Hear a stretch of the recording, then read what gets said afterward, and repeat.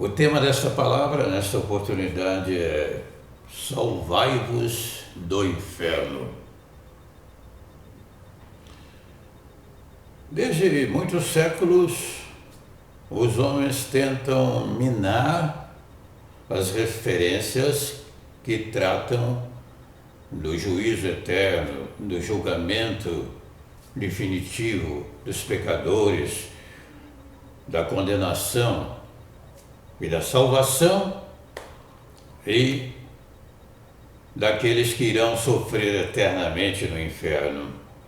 Procuram inventar as mais variadas interpretações e, com isso, deixar que a humanidade caminhe a solto, traçando seus próprios destinos. Mas, na realidade, se aceitamos as Escrituras Sagradas, devemos aceitá-la no seu todo, ou então excluí-la definitivamente como referencial maior. Esse esforço sobrenatural que muitos empregam no sentido de negar a existência do inferno, nunca encontrou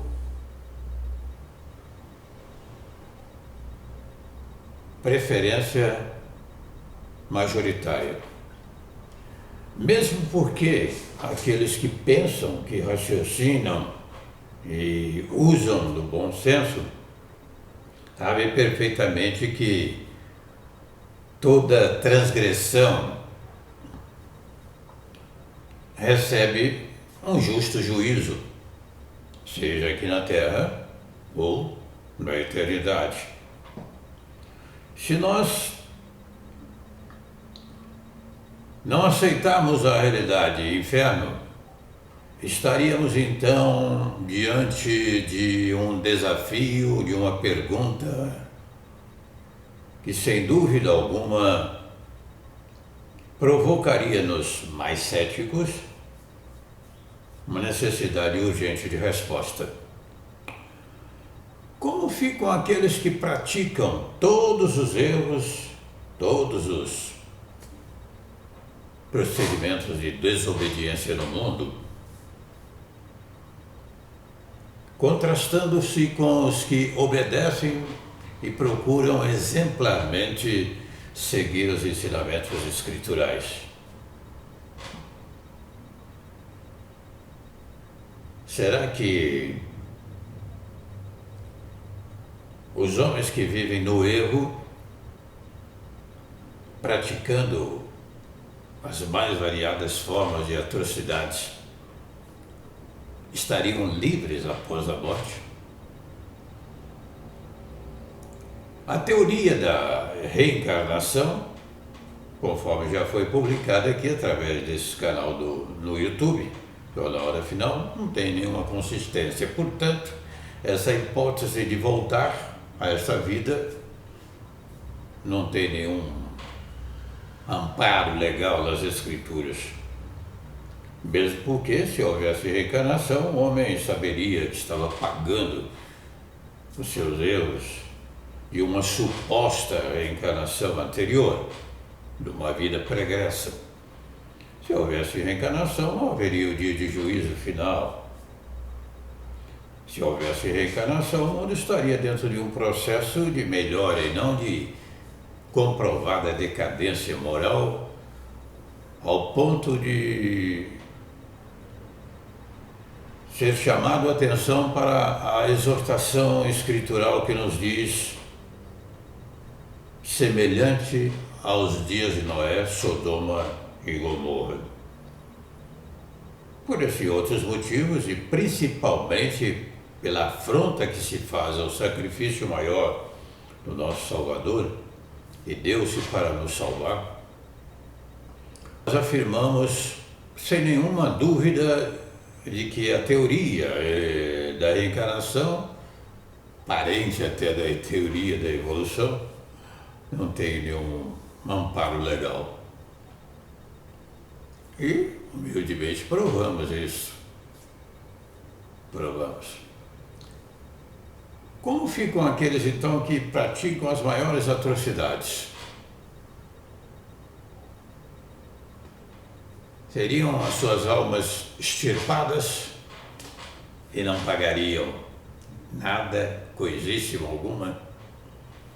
Se fizermos uma aplicabilidade, uma analogia com os costumes tradicionais do nosso mundo, daqueles que recebem penas severas pelos crimes que praticam, nós teríamos aí uma pequena inferência e um castigo futuro.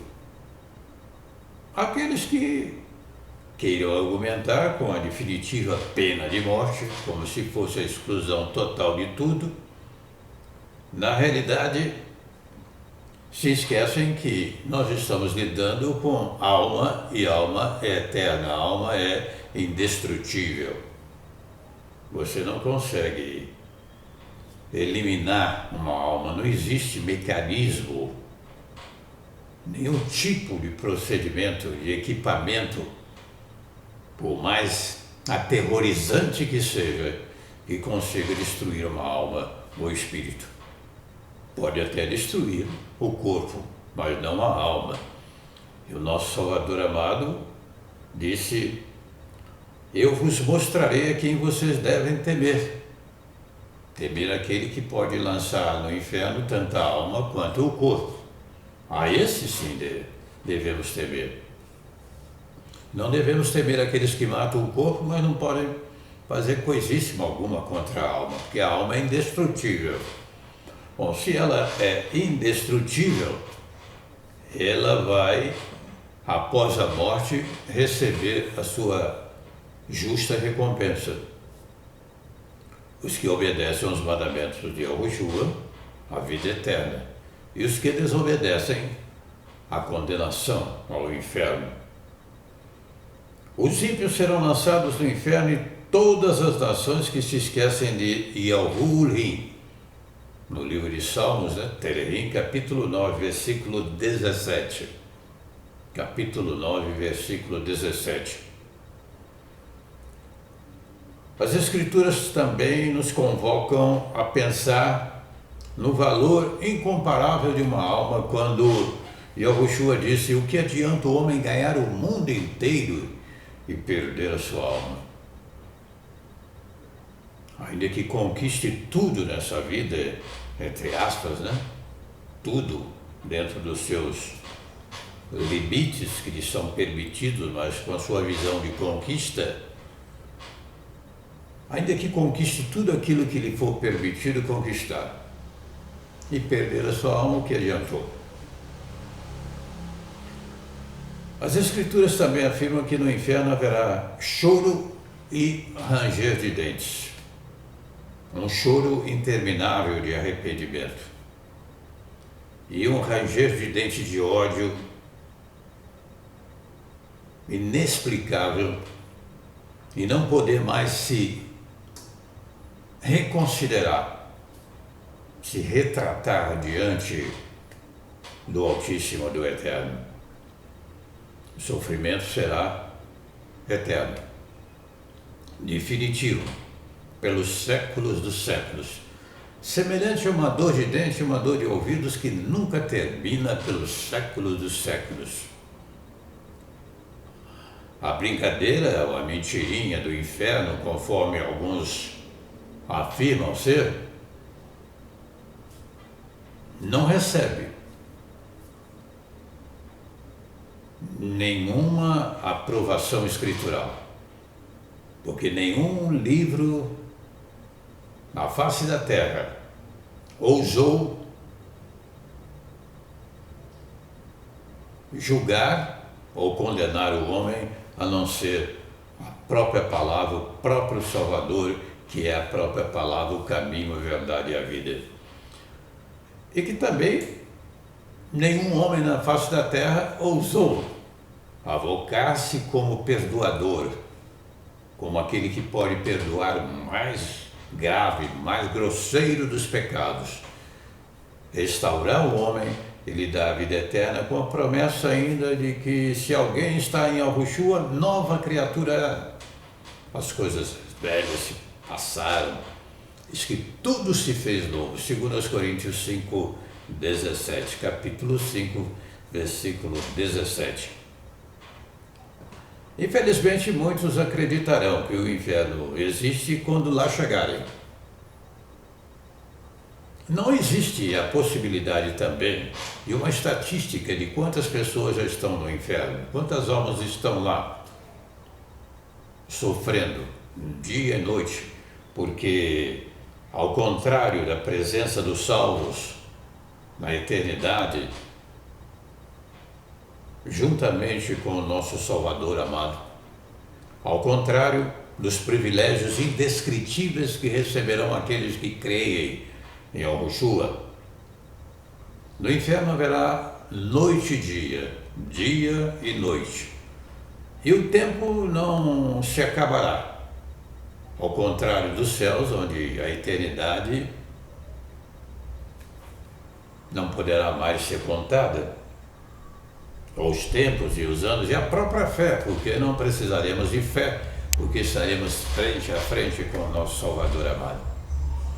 Mas no inferno, o conceito de tempo, o sentimento de tempo vai permanecer. A sensação de estar caindo sem nunca chegar ao fim. Os horrores do inferno. Conscientemente, os homens estarão sofrendo. E da mesma maneira que partirem desta vida, na mesma condição em que partirem desta vida, irão por toda a eternidade. Se hoje, agora, por exemplo, você partisse para a eternidade, fosse chamado, qual o segmento que levaria a sua alma? Salvação, a libertação, a sensação inexplicavelmente bela de paz, ou a dúvida, o medo, a incerteza e, consequentemente, o sofrimento eterno? Existe uma solução para tudo isso. Para aqueles que preferem a vida eterna, o nosso Salvador amado, Yahushua, conhecido tradicionalmente como Jesus Cristo, é que nós proferimos o seu nome de maneira original, porque, sendo ele de origem hebraica, não poderia ter o nome latinizado. Aqueles que aceitarem a Yahushua, nosso Salvador amado, terão a vida eterna, e os que recusarem, a condenação ao inferno. A ideia de que o inferno não existe, que o inferno é aqui mesmo, é outro fato sem nenhuma aprovação escritural. Mesmo porque as pessoas prefeririam viver eternamente nesse inferno se realmente aqui, entre aspas, fosse o inferno. Então, todas as contradições, todos os enganos, todas as mentiras criadas no sentido de negar a realidade do inferno têm o objetivo de fazer com que o homem se desvie da salvação. Sabemos perfeitamente que o pai da mentira é Satanás. As Escrituras afirmam que ele é o mentiroso e pai da mentira, então ele tem prazer em mentir e de enganar os homens, dizendo que o inferno não existe, que o Criador, o Altíssimo, é tão bom que mandaria alguém para o inferno e coisas semelhantes. Mas na realidade as Escrituras advertem para o horror do inferno eternamente. Aqueles que têm preferência pelas obras satânicas, que se intitulam satanistas, se esquecem de que tudo começa do outro lado, não aqui. Se aqui fosse o inferno, Muita gente preferiria viver nesse inferno. Mas na realidade, a alma que é imortal, indestrutível, ela vai deparar-se com uma eternidade de salvação ou de condenação, obviamente após a vida. Qual você prefere?